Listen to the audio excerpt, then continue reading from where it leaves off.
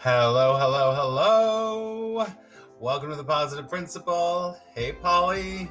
Hi, how are you? I'm good. I'm trying to center myself in this picture here. I'm doing good. What's going on? Well, as usual, most often before I start my day, I do a lovely hike outside. And so I did that 5.5 miles on single track right out my door and came home and made myself look semi-presentable. I had like 15 minutes to pull it off, and here I am. And there you are, looking more than presentable. Very good. I went 2.5 miles before we started. So good morning, everybody. Polly, call out who's here. Let's see. We have Tiffany Miller. She's Team Fierce Angels. And J Opera. Aaron, I think, is Aaron Zenoble. Is that our famous astrologer? Yeah, well, yeah, kind of. Mm-hmm. Yeah. Mm-hmm. And then we have Kim Tastic, Holly Ruth, and active sponsor Akilima Duguay. How do you say that? Akima is one of my sponsors who sponsors me here, which I love. And Akima, what does Akima say there?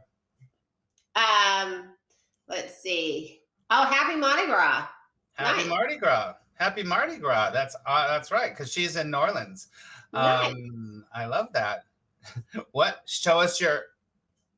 no, I'm not going to do that. Okay. So, Aaron, I said that because don't you go by Star Lady, or is that somebody else? But you do... I always associate you with astrology. I don't know why. Marcy. Our friend Marcy. Yes. And her are really good friends. And Marcy does astrology. And yeah, Aaron has another tag name named Star Lady. Something. Yes, that's why I do it. Absolutely. That's right. Mm-hmm.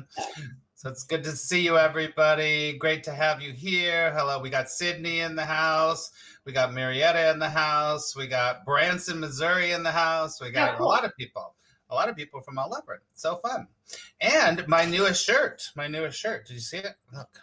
Why does everything always work out? Oh, perfectly for you. Perfect. That's right. So I love this shirt. Star Gardener. Yes. That's right. I love that. Perfect. I love it. So let's see. What's new? While the whole rest of the country is getting slammed with snow, it's sunny and like almost 50 degrees here in New York. And so, it's nice. So I just went on a really nice walk and things are good. And I was saying on my Monday show, which was yesterday, I was saying, I'm thinking about doing some cooking videos. So yeah. Mm-hmm. So if you're interested in this shirt, you can go to my merch store because you can get this shirt. I sold a whole bunch of them the other day. My merch store is kind of exploding. So go to the link in my bio, which is really fun. So there's a lot of good ones in there. Clayton, the Positive Principal is something we came up with years ago, but it's kind of like, hopefully there will be some content in the show. We're going to get to the less interactive and more talk about our content in a few minutes. And that's the point where hopefully something comes out of that helps you live with more ease, abundance, joy, happiness, all that stuff. Yeah, for sure. That's what we do. We've been doing it for a long time. Hello, Pablo from Happs. Hey, Pablo. So yeah, that's what we do here. And we've been doing it for a long time. We'd love to just pick a topic, have a good time kind of bouncing ideas back and forth. A lot of times Polly and I agree and we want to hear what you have to say. You can disagree with us. You don't have to agree with us, right, Polly? Last week we didn't agree. Last week you and I had different, it wasn't like we were, arguing over it, but we had different viewpoints on the topic. For sure. I said it was my personal hell, which somebody reached out to me and thought that was funny. Your personal hell. Oh my God, that's funny. Mm-hmm. So yeah, I think Nothing else I wanted to share before we get into our topic today. I don't think so. Okay. Well, here's what crossed. I don't know. Well, okay, I do know how it came in, but I'll just share it because I think about it relatively often. So here's my question to you, Max, and to listeners: does anybody out there believe that there is such thing as a spiritual crisis in our life? And that's one question. And then, if there is, how does it present itself? And how do you move through it, right? So if it's something like it, and so I'm kind of presenting it in more of a clinical way. So Yeah. you have to say, yes, that's the diagnosis, spiritual crisis, this is how it's presenting itself, and how do you move through it? And ultimately, if there is such a thing, those individuals have to move through it by themselves, right? They can get assistance, but ultimately it's their personal spiritual crisis. But here's the interesting thought: maybe collectively, humanity goes through a spiritual crisis. Collectively, the country goes through a spiritual crisis, right? Very interesting thoughts to spin off of that, right? Very much so. Oh my God, I can go on and on. But, my first thought is, it's very interesting well, let's go backwards. I believe very much that we're going through a really huge transformational crisis right now as a human species. And tonight I have my Miracle Mind Challenge, and we start the whole thing off of I started saying, hey, everybody knows what's going on. We know that we're all changing. We know that there's something going on. Even if you don't know it, you can feel it. Humanity is shifting and it's changing in big ways. You just have to look at what's happening on the outside, because the outside always reflects what's happening on the inside. So that's the first thing. Like, well, obviously we're going through major shifts and changes. Yeah. And so I think anyone could just say it, of course. COVID, politics, what's happening with the earth, all of that stuff is showing a big, huge shift. So I don't know if you want to call that a spiritual crisis, but I look at it like an inflection point or a turning point. And I think that at source, there's only one of us here, really. We think we're separate, but there's really, we're all connected. So we're all going through it. So that's the first thing I would say. Secondly, I would say that I think that it's a very interesting thing, because sometimes a spiritual crisis is a mental crisis, or it's a physical crisis. Absolutely. Right. So, that was my first thoughts. Right? Like, how does it present itself? That's why, how does it present itself? Absolutely. But the interesting thing is, I believe that if we look at focusing on the individual, and absolutely, I do believe that there are spiritual crises, and you do coaching, I do coaching. And I think one of the ways it does present itself is it's people find themselves at that point. They really do know that they need to change. They are really looking for a change, but they don't have the direction. They haven't connected to something that's strong enough to pull them through. Kind of hold their hand, so to speak, but not like coaching, like hold their hand, like that internal hand holding, that internal belief of, yes, you can do this. And then you can move forward into really living your purpose. And it's right at that crux of, can I do this? And really having to have faith in, yes, I can make these changes and live my life purpose. And often before, like when you're in the crisis, you have to really turn over and say, okay, I have faith in this process, because you don't have anything else to go on. And that is the crisis. And I will say, yes, it presents as crisis. It presents, maybe somebody's leaving addiction. Maybe somebody's like leaving, having to completely disrupt their life. It is a crisis in their life. So I believe for many people, the word crisis is right on, because it tears up their life. I agree completely. And I believe that real spiritual crisis usually comes from this place because spiritual transformation or enlightenment or waking up is different. The crisis kind of comes before that, is when you finally say to yourself, usually at some level, who am I? what am I doing here? And what is the vastness of all that is? It's like those kinds of questions start to really project you like, oh my God, I have been doing this thing by rote my whole life, this whole thing, and I've just fallen into this pattern that suddenly you're like, this does not feel good. Nothing feels right. And that's when I think people start to go through spiritual crisis, when they start to ask, what is who I really am? Am I a meat suit named Max walking around making money? Or am I something much more than that? And really, that comes at a very different time for different people. And I think that that's kind of where we come in on some level, is to be like, okay, so now you're questioning. That question can bring you into a whole new relationship with yourself that you never had before. You know what I mean? Yeah, and I think, I mean, it is interesting. I like Erin. She said the bottom fell out of what I knew to be true reality, and it was beautiful and very, very scary. And I think that that's a very, very, well, poetic way to look at it, actually. But it really is. But the crisis comes, and when you can't let go. The crisis comes, and when you're so, it's so afraid, it's so scary to let go of what you know and have faith that something else will fill the space, right? That you're letting go and you have this vacant space. It is really scary. But we all at some point have to do it. Regardless whether we call it spiritual or whatever we call it, at some point all of us have to become accountable and have to recognize, where we are, where we fit into the universe, where we fit into the world. I agree completely. And Tiffany says, so what's the definition of a crisis for you? Because that sounds like an opportunity to heal. Yeah, for sure. But many times it's really painful. Listen, many times this work is like really painful. It ain't like all rainbows, and I would say it's not rainbows and fairy tales and like woohoo. It's actually, it's actually something that you got to turn around and face yourself a lot of times and go, okay, it's I don't want to sound dark, but there's a reason why there's something called the dark night of the soul.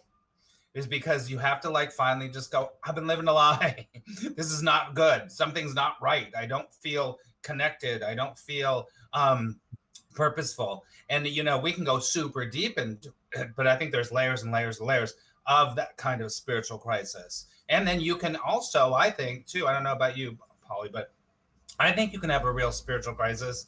And then, the ego can take over again, and then you run away from it. And then you kind of pretend like everything's okay again, instead of like having a real breakthrough. Absolutely. I mean, I think that happens all the time. But I think most people that go through something, I mean, look at, most people that are alive will go through some challenges that when they are going through those challenges, they're not stopping, they're not pausing and say, yay, opportunity for healing, right? Mm-hmm. Because there's usually some pain there that they're not, it's painful. I mean, whether you're going through a divorce or you're going through whatever, it's not like you're sitting there and saying, yay, opportunity for healing. It's like, whether, maybe you're happy with the divorce, but it's that painful time before, or maybe you're happy with, whatever, the loss of a loved parent that has been suffering, but you still have that grieving. And so we can't always identify it as healing. And I think that that's when it comes in as a crisis, because we can't identify it as a healing. Yes. Certainly there's things in my life where I can say, I know something good will come out of it, but this is really tough right now. Right. Look at what Clayton, thank you so much. Clayton says, considering I went to treatment for manic depression and I didn't have to go, I volunteered and went in for treatment in handcuffs. It was the best thing I've done in 5 years. I so admire you. Spiritually, I feel strong. Praying every day has helped you, for sure. Because you know what, I do believe very strongly that it is, it can, a spiritual, crisis, the dark night of the soul kind of situation can kind of guise itself in mental issues also. Mm-hmm. And this is like, first of all, I'm not a a psychologist. I haven't been, whatever. But, you got to take care of that stuff too. But it will guide itself in those kinds of things. And I think it's really important that we see it. And then we have people around us and you reach out for help for sure. And Clayton, I would say, good on you, buddy, because that takes a lot of strength to be able to say, I know I'm in a crisis. I need help. It's huge. Huge. Well, and I think one of the ways that really that we can, similar to what Clayton did, find people that are healthy, surround people that do have a balanced life, that are healthy. And sometimes that means that you're going to be around people that aren't your normal family or your normal friends, right? Because typically when we're going through something and we're going to have a big change, we need to we need to at least find one person that's outside of our circle, that is outside of our way of thinking. That's right. That's totally right. Because usually, the crisis usually comes because you start breaking out of that way of thinking that you're in. You start to question. I mean, I believe questioning is like the key to expanding in our life. We have to question. And so when those questions start to happen, yeah, you do have to, especially with addiction stuff. Yeah. Right. For sure. You got to, make sure that you're taking care of yourself by bringing people in that will help you, that will be healthy, especially at the beginning where you're really, really, I mean, I think spiritually and physically and mentally, you get super vulnerable at those times, really, really, really vulnerable. And that's why you got to be really careful about who you're around. I think it's So Marilyn's asking, how do you get someone to go for help when they refuse?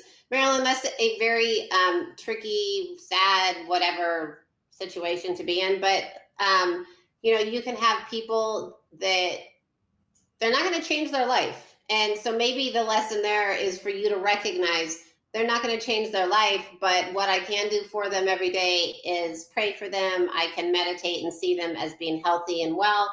And that's good enough, because if you don't spend an ounce of your time waiting for somebody to change their life, I'll just put it out there.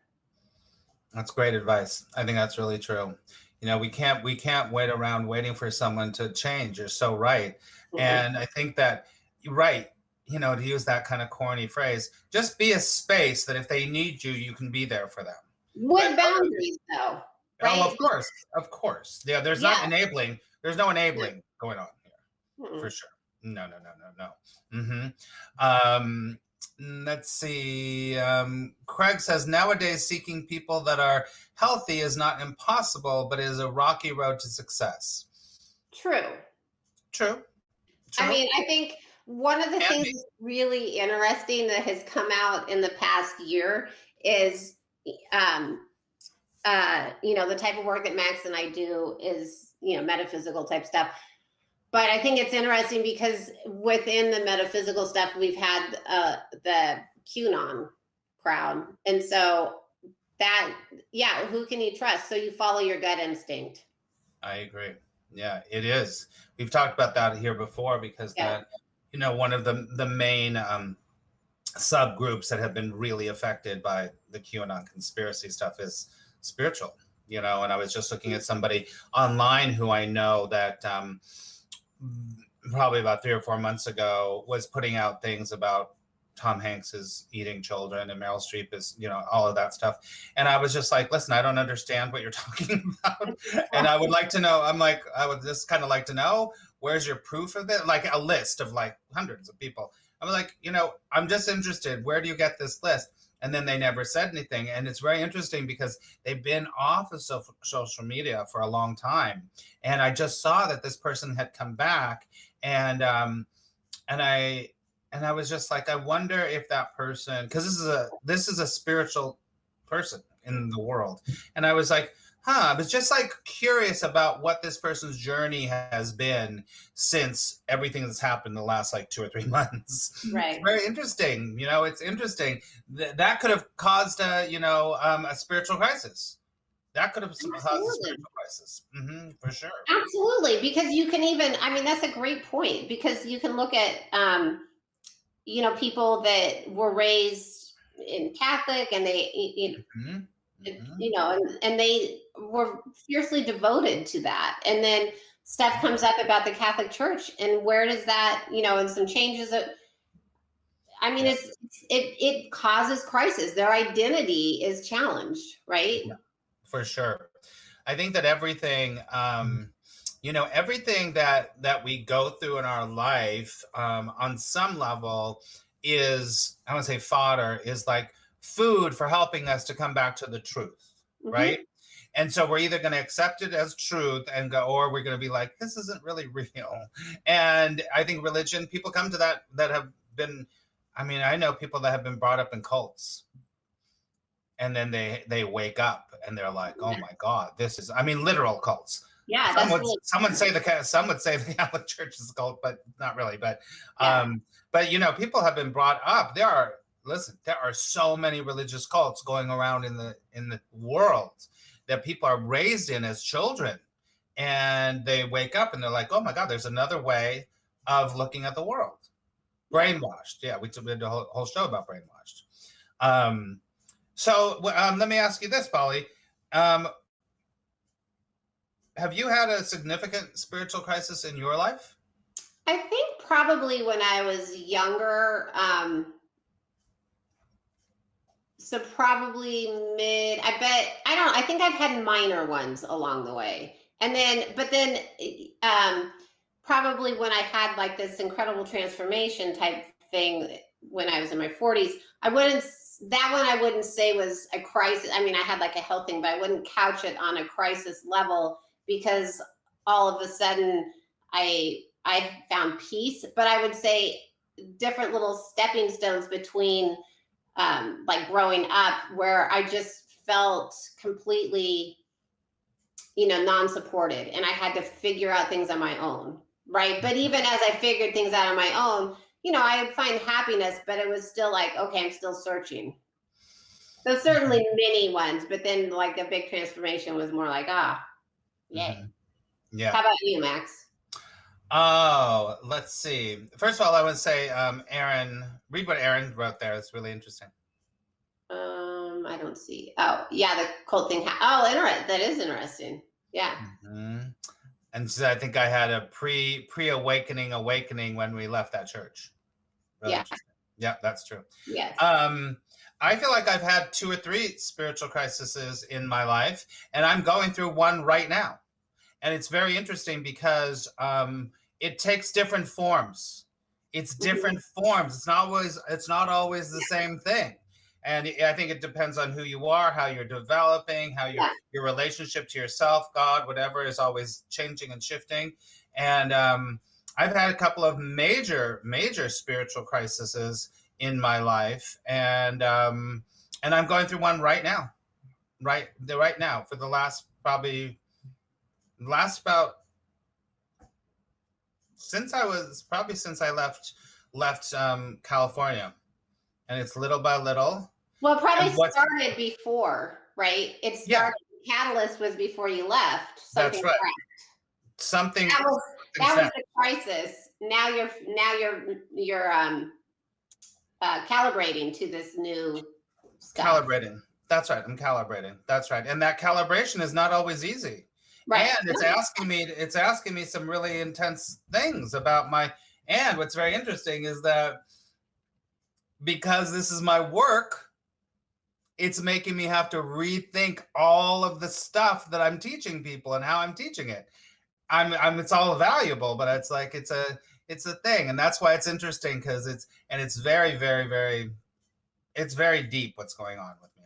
Well, I think Max and I have worked together for 5 or 6 years, however long or whatever. But I think one of the things that's interesting is that both you and I, on our, independently, I feel like have made a commitment to deepening our understanding to God, or deepening our understanding to the universe. Like that's happened for me in the past, I don't know, say 6 months or something. Like, I mean, it was building. So again, I can't call this like a crisis, but I'll just say that it's something that I'm like, okay, I want to commit and understand more. So it's kind of like making yourself available to understanding more. Mm-hmm. I agree. And the willingness to go to keep digging, to keep digging. You know, I But think we've gotten to the point where it feels good, right? That's the difference, because you have to go through a few, not everybody does, but I think a lot of people go through a few transformations where, they're kind of scary, but, there's something, age brings a little bit of grace because you've had some experiences. no doubt. No doubt. I agree. I agree with that for sure. Hey, I love you too, Aaron. That's so sweet. Read what Marilyn said. Thank you for the super heart, Mel. Read what Marilyn Would said. you say a new crisis in my life is always called spiritual? That's a good question. What makes it spiritual? That's a good question. It makes it spiritual if you call it spiritual. But I can just say, there's a few people, well, like one person that actually Max has met her also, that I feel like has been in, I mean, sometimes we could say identity crisis also, right? When you're having these major transformations, because really we are spiritual beings. And so, this person is going through a spiritual / identity crisis. She's a professional person, but there's just something kind of missing, and she's trying to find that missing piece. And it's both. I mean, it could be categorized under either, but for me, I believe it is a spiritual crisis because, there's this pain inside of her. There's this feeling like something's missing inside of her, and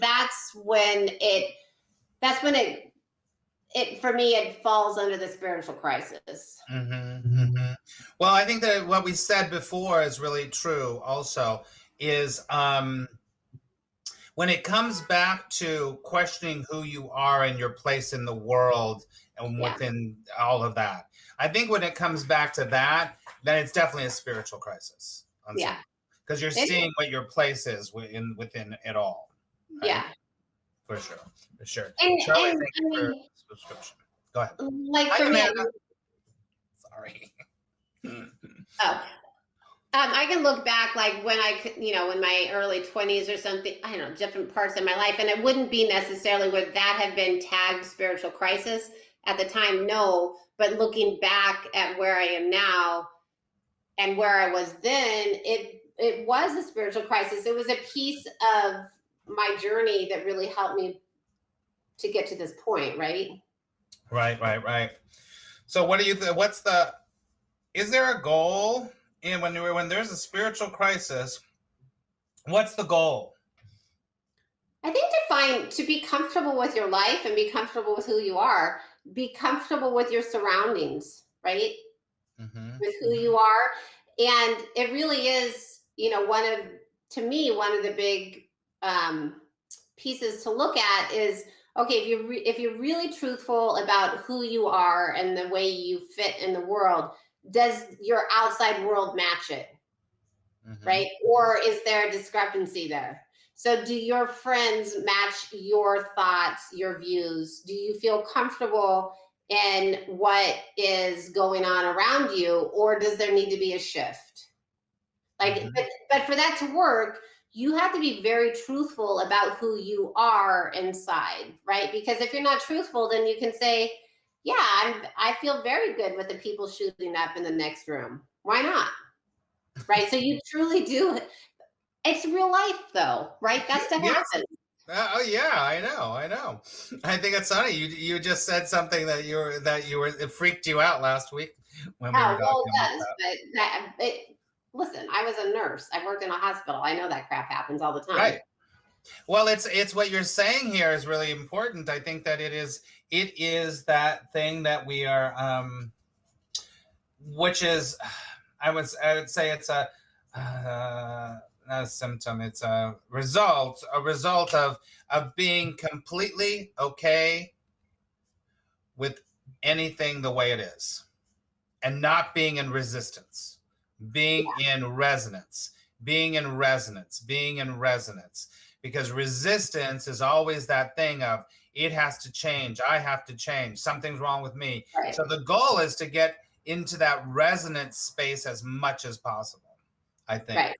I think there's something bigger than that, but I think that but I think that that's true. But I think I totally agree with that. But I think part of that is honoring, okay, this is how I feel, and I'm going to take a little look at the people and the things in my life what does not match, and what doesn't match, I am not going to react to anymore. I'm going to let it go. I'm going to let it do its thing, and I'm doing my thing, so that that connection decreases. There's no reaction to it. Yep. And I that's agree. not judgmental. That's not saying, well, that person's not good enough for me, or that job's not good enough for me. It's not being judgmental. That's not a fit for me. Yeah, it doesn't feel right. It doesn't feel Yeah. right, which we come back to. um um, um, um Mel says, to me, we are not designed to be stagnant beings, constantly moving, changing, and evolving in our journey of understanding. I agree with that. I agree with that, definitely. But I also believe, sorry, in the paradox that the more we stay and sit, the more that we grow. The more that we try to get somewhere, the more that we keep trying to get somewhere, and we stay in a rat race. But a lot of times it's spiritual. In a spiritual crisis, you need to stop everything and sit down and just go, okay, what's happening right now, so that you can grow. Well, I think that's an interesting, I totally agree with you, but I think it's an interesting thing, because you have to almost explain the process of that. Because once you Of really course. do, say you're in a crisis, once you really let go, and you're like, I can't control anything outside of me, I'm just going to be here, everything around you changes. And in doing so, everything around you changes, you start changing. But what really had to take place is you letting go and pausing, right? So truthfully in And our needing life, to control it. yeah, I mean, truthfully in our life, our life changes a lot, but that doesn't mean that we're actively grappling to make these changes. It's more like we are allowing things to come in, and that's the difference. It's not like this active grapple of controlling. It's allowing and having faith, and that's the difference. And that listen, yeah, that you get to that point where, controlling things, you're just not interested in anymore. You're just like, we're not really interested in it anymore, where you used to be very interested in it. And it's very interesting, because Clayton says, what's on my shirt, which is what I earlier said. Why does everything always work out so perfectly for me? That's what it says, which is kind of addresses what we're talking about a little bit. Because you get to the place where you are in that resonance, where you're like, everything's working out. It doesn't mean everything's working out the way you think it should, but it's all working out on that level to what. It's very hard to put this all into words, because it's the flow of the universe. It's the flow of saying yes when you need to say yes, and going, I feel like I'm going to say no, but maybe it should, and stepping back and not saying yes until it's right. All of those things is what a spiritual crisis will bring you towards. And it's also, you can always choose again, right? You can be like, yeah, this feels good right now. Well, next Tuesday rolls around and it doesn't feel so good. You Amen. can always choose again. And there's never, that's another thing, is there's no right or wrong. There really isn't. There's no right or Never. wrong. There's no judgment. It's and it's not, I think it's also important to recognize that there's not good people, there's not bad people, there's not good whatever. It's all the same. It's all what we label, but it's what fits you Yeah. personally.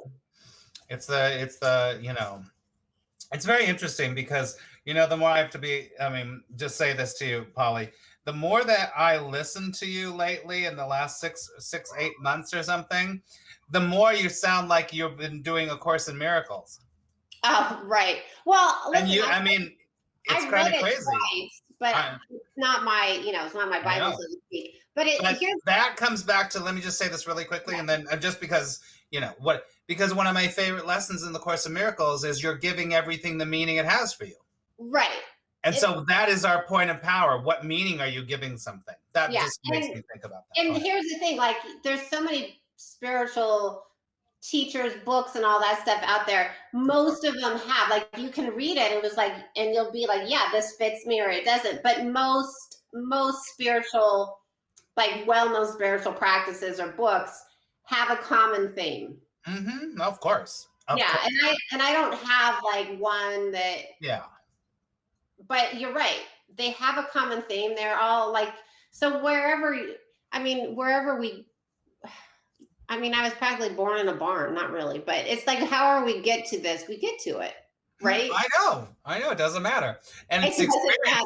It's experience that, that comes back to it. I mean, for sure. So, lesson two. That's right. Lesson two. True is a bit of both trust over fear. Yeah, trust for sure. That's why I got this tattoo. Okay. All right. This is a good conversation. Okay. So I have a topic for next week because Okay. of course, just something to think about because it's a little segue on this. But we talk about being psychic, right? We have those abilities, but let's see. So somebody posed this to me today. Actually, my hiking partner did. Who's leaving on Monday? Saturday, so she won't be able to join me for a while. Chloe, what was it? Something about like, because there's so many psychics out there. And you go to psychics for advice or for guidance. I like the word guidance better. But like how do you know that you can, maybe they're in a crisis, a much different crisis. How do you know that they can handle your crisis or give you guidance, right? If they're on a different vibrational level, that's the way to put it. So maybe just for under the concept of understanding this. So say Max is at vibration level 8. And he goes to a psychic that's at vibration level 2.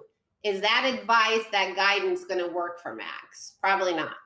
Something to think, like I'd like to talk about that a little bit next week. Maybe. Because that can be applied to anything in life. Absolutely. For sure. There's no doubt about it. Interesting. Okay.